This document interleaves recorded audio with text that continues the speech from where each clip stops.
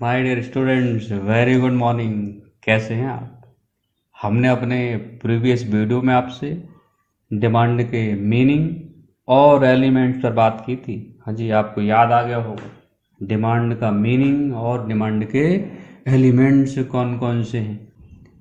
यदि आपने meaning and elements of demand वाला वीडियो नहीं देखा है तो पहले आप वह वीडियो देखिए और meaning and elements of demand की स्टडी करिए। राइट, आज हम एक नए वीडियो के साथ आपके सामने फिर हाजिर हैं और आज हम डिमांड के डिटरमिनेंट्स की बात करेंगे। हाँ जी, वो कौन कौन से डिटरमिनेंट्स हैं जो कि डिमांड को अफेक्ट करते हैं, वो कौन कौन से फैक्टर्स हैं जो डिमांड को अफेक्ट कर देते हैं। यस, तो देखते हैं जी determinants of demand. Right, the factors which affect the demand for a commodity are known as a determinants of demand। वे सारे के सारे फैक्टर जो डिमांड की किसी भी कमोडिटी की डिमांड को प्रभावित कर देते हैं वो कौन कौन से हैं जी। Yes, the important determinants of demand as follows.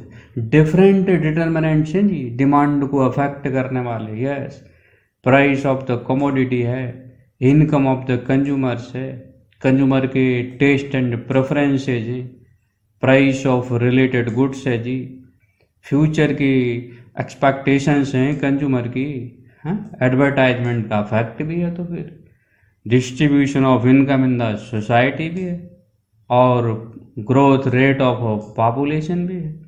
तो गवर्नमेंट पॉलिसी भी इफेक्ट कर देती है जी, और season and weather and climate conditions और कंज्यूमर क्रेडिट फैसिलिटी जी, कंज्यूमर को मिलने वाली उधार की सुविधाएं और डिमॉन्स्ट्रेशन इफेक्ट, प्रदर्शन करने वाले इफेक्ट भी डिमांड को प्रभावित कर देते हैं जी। लेकिन आज हम केवल दो डिटरमिनेंट्स को ही एक्सप्लेन करेंगे डिटेल। यस, और इसमें पहला होगा प्राइस ऑफ द कमोडिटी और सेकंड होगा इनकम ऑफ द कंज्यूमर। तो हम लोग स्टार्ट करते हैं। First important determinants of demand, price of the commodity. Yes, price of the commodity. Own price of the commodity is the most important factor affecting demand for the given commodity। Yes, price of the commodity किसी भी product की demand को affect करने वाला सबसे ज़्यादा महत्वपूर्ण, सबसे ज़्यादा इम्पोर्टेंट फैक्टर है। यस, क्योंकि हम लोग डेली लाइफ में देखते, हम लोग जब मार्केट जाते तो हमारा पहला क्वेश्चन ही होता व्हाट प्राइस, क्या मूल्य है, हैं, कितने का है ये। यस, वही दिमाग जाता कंज्यूमर का।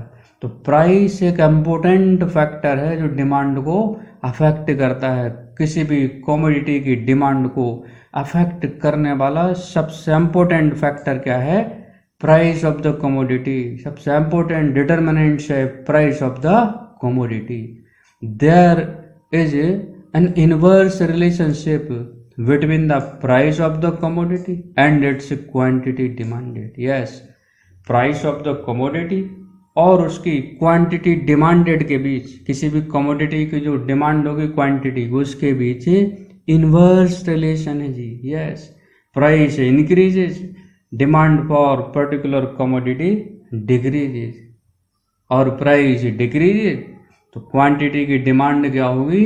इंक्रीज होगी। Yes, when own price of a commodity falls, its demand rises, and when own price rises its demand falls।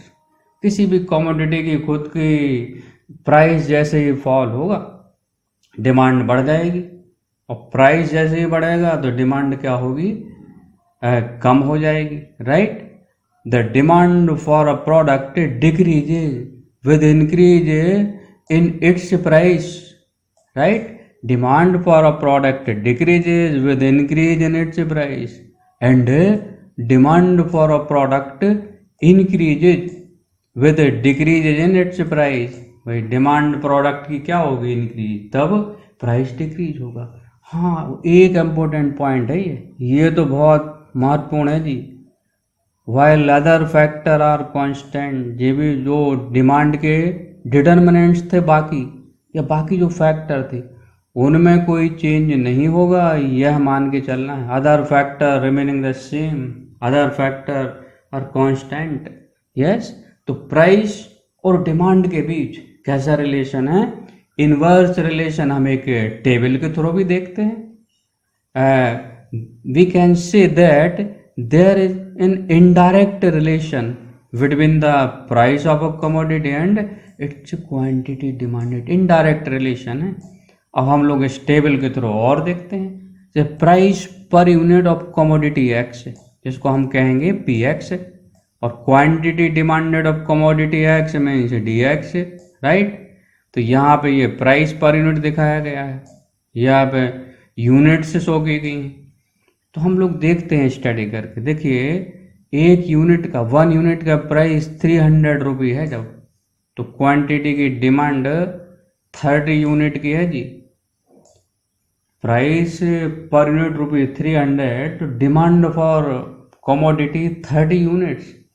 और जैसे ही प्राइस 300 से कहाँ पर आ गया, 200 रुपये पर यूनिट पे, देखिए डिमांड भी क्या हो गई, 30 से कितनी यूनिट हो गई, 40 यूनिट, यस। प्राइस जैसे ही फॉल हुआ डिमांड इंक्रीज हो गई जी। और देखते हैं प्राइस जैसे ही और फॉल हो गया और डिक्रीज हो गया, पर यूनिट प्राइस कम हो गया, 100 पे आ गया, तो भाई कमोडिटी की डिमांड और बढ़ गई, राइट। तो जैसे ही प्राइस कम हुआ डिमांड और बढ़ गई। अगर हम इसको इस तरह से भी कह सकते हैं, कमोडिटी का प्राइस पर यूनिट 100 रुपये है तो डिमांड 50 यूनिट्स की है, राइट। अब जैसे ही प्राइस बढ़कर कितना हो गया, 200 पर यूनिट, तो डिमांड 50 से कहाँ हो गई, 40 पर पहुंच गई जी। डिमांड कम हो गई, प्राइस बढ़ा और डिमांड कम हुई। अब देखिए प्राइस 200 से कहाँ पहुंच गया, 300 पर यूनिट पर, प्राइस और इंक्रीज हुआ तो डिमांड और कम हो गई, राइट। तो इस तरह से प्राइस और क्वांटिटी डिमांडेड के बीच किसी भी कमोडिटी की इन्वर्स रिलेशन पाया जाता है। हाँ, ये बात माइंड में रखनी है, other factor remaining the constant है। प्राइस देखिए एक यहाँ पे सिंबल है, प्राइस हमने इंक्रीज करी है तो डिमांड क्या हो रहा, डिक्रीज हो रही। और जैसे ही प्राइस फॉल हुआ, नीचे आया, डिमांड क्या हो गई, इंक्रीज हो गई। इस तरह से प्राइस और कमोडिटी के क्वांटिटी डिमांडेड में, राइट, कैसा रिलेशन है, इनवर्स रिलेशन है। और ये price of the commodity law of demand को जन्म देता है। लॉ ऑफ डिमांड भी यही कहता है, ठीक, कि प्राइस बढ़ेंगे तो क्वांटिटी की, कमोडिटी की डिमांड, क्वांटिटी कम होगी, और जैसे ही प्राइस कम होंगे डिमांड बढ़ जाएगी। यही तो लॉ ऑफ डिमांड है। और अदर फैक्टर्स कैसे रहने हैं, कांस्टेंट रहने हैं, राइट। हम लोग सेकंड डिटर्मिनेंट्स पे आते हैं, income of the consumer, yes. Consumer की इनकम भी डिमांड को अफेक्ट करती है, yes. Income of the consumer, अच्छा इकोनॉमिक्स में इनकम को वाई से दिखाते हैं। Income of the consumers is another important factor which affecting demand for the given commodity। भाई इनकम बढ़ेगी, नॉर्मल बात है, तो कमोडिटी की डिमांड भी बढ़ जाएगी, लोग और ज़्यादा परचेज करेंगे, right. The income of a consumer affects his और हर परचेजिंग पावर। यस, इनकम बढ़ती तो कंज्यूमर का परचेजिंग पावर ऑल्सो बढ़ जाता है। Generally there is a direct relation between the income of the consumer and his demand for a product। Direct relation है consumer की income के बीच और डिमांड फॉर अ प्रोडक्ट के बीच।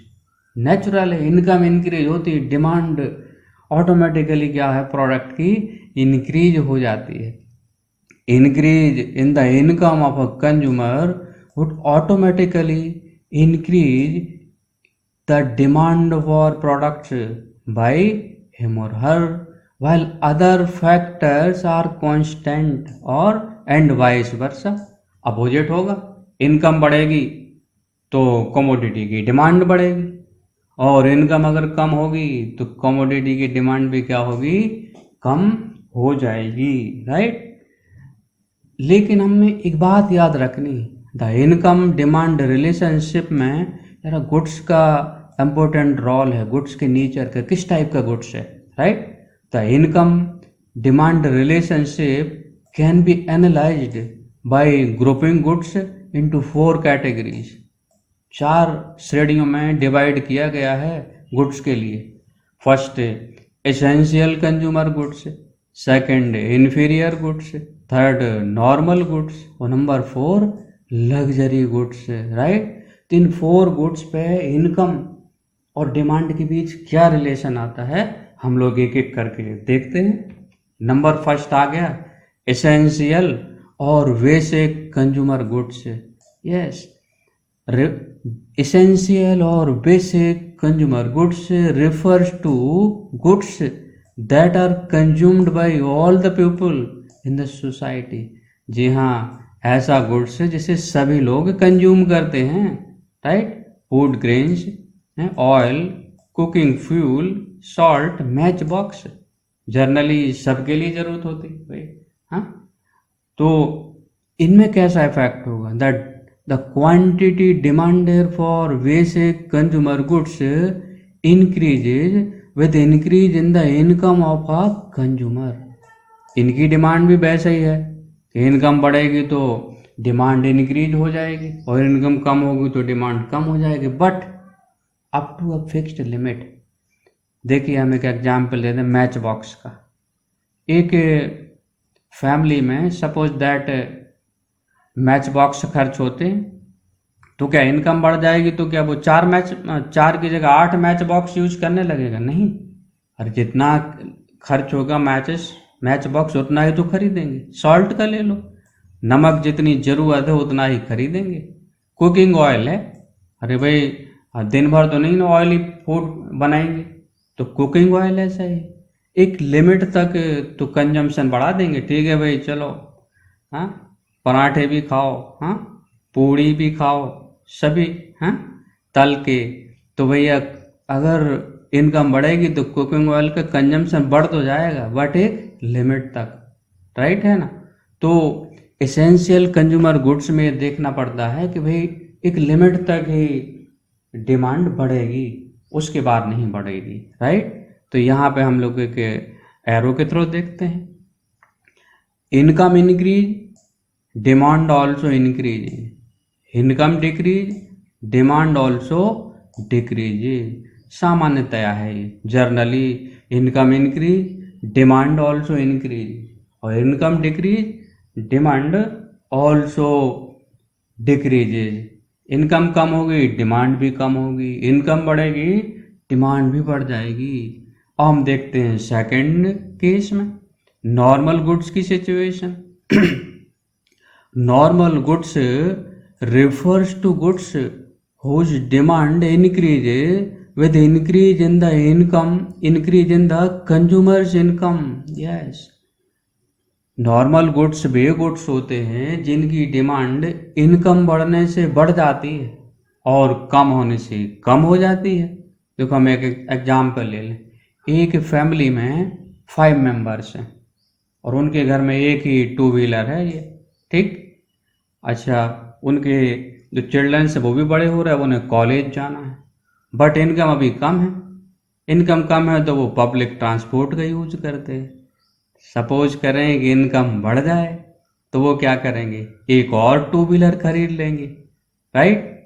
तो इनकम जैसे ही बढ़ेगी नॉर्मल गुड्स की डिमांड क्या होती, बढ़ जाती है। टेलीविजन की बात कर लो, घर में अभी एक ही टेलीविजन है, बट इनकम बढ़ जाए लोग कहेंगे ठीक है भाई एक और कमरे में, एक और रूम में टेलीविजन लगा दें, राइट। तो इस तरह से नॉर्मल गुड्स में कैसा रिलेशन है, डायरेक्ट रिलेशन है। Demand for relatively increases quantity with the increase in consumer income, right? किसी भी नॉर्मल गुड्स की क्वांटिटी कब बढ़ जाएगी? जब इनकम बढ़ेगी। The demand for normal goods varies due to different rate of increase in consumer income. Yes, demand varies directly with income level. और effect कैसा है इसका? पॉजिटिव इफेक्ट है जी। इनकम देखिए increase, demand also increases, income decreases, demand also decreases, right? तो normal goods में income increase, demand also increases, income decrease, demand also decreases. Direct relation, positive relation, right? हम लोग कैटेगरी नंबर 3 देखते हैं goods की, inferior goods. Yes, inferior goods थोड़ा सा आपको समझना होगा होते क्या है। आप लोगों ने, हम एक हिंदी शब्द बोलते हैं ज्वार, बाजरा, मक्का, हाँ आपने सुना होगा, राइट? तो ये जनरली इन्फीरियर गुड्स कहलाते हैं। तो यहाँ पे थोड़ा देखते हैं फैक्ट क्या है। Inferior goods refers to goods whose demand decreases with increase in the income of the consumers and increase with the decrease in the income। थोड़ा आपको समझना होगा। एक फैमिली की इनकम सपोज करेंगे अभी 2000 पर मंथ है, कम है, 2000 पर मंथ है, तो वो लोग क्या करते हैं, मिलेट परचेज करते हैं, अर्थात बाजरा खाते हैं वो, राइट? सपोज करें उनकी इनकम 2000 पर मंथ से 4000 हो जाए, तो भाई फिर वो बाजरा क्यों खाएंगे? फिर वो क्या खरीदने लगेंगे? गेहूं, व्हीट खरीदने लगेंगे। तो इफेक्ट क्या होगा इसका? हाँ, कैसे प्रभावित करेगा? भाई डिमांड फॉर बाजरा क्या होगी? कम हो जाएगी, और व्हीट और गेहूं की डिमांड बढ़ जाएगी। इसी तरह यहाँ एक और है, कुकिंग गैस और कैरोसिन के बीच। अरे एक फैमिली की इनकम बहुत कम है तो वो कैरोसिन यूज करता है, कैरोसिन का स्टोव यूज करते हैं। लेकिन अगर उसकी इनकम बढ़ जाए तो वो क्या करेगा? कुकिंग गैस यूज करने लगेगा। तो कैरोसिन की डिमांड क्या होगी? डिक्रीज हो जाएगी, राइट? तो यहाँ इस एग्जाम्पल में millet and kerosene are inferior goods of the consumer. Generally inferior goods depends करता है इनकम के ऊपर। अलग अलग डिफरेंट लेवल ऑफ इनकम होते हैं। हो सकता है एक गुड्स एक व्यक्ति के लिए नॉर्मल है, दूसरे के लिए वही इन्फीरियर बन जाए, राइट? अच्छा, कैसा रिलेशन है इनवर्स रिलेशन है। Demand varies inversely with income level, right? और इनकम इफेक्ट कैसा होगा? नेगेटिव है। हम ये भी कह सकते हैं कि that goods are not always inferior और नॉर्मल। हाँ, हमने आपसे कहा भी है, इनकम लेवल पे डिपेंड करेगा, राइट? तो इन्फीरियर गुड्स में इनकम और डिमांड के बीच इनवर्स रिलेशन है, right? Income increases, demand for inferior goods decreases.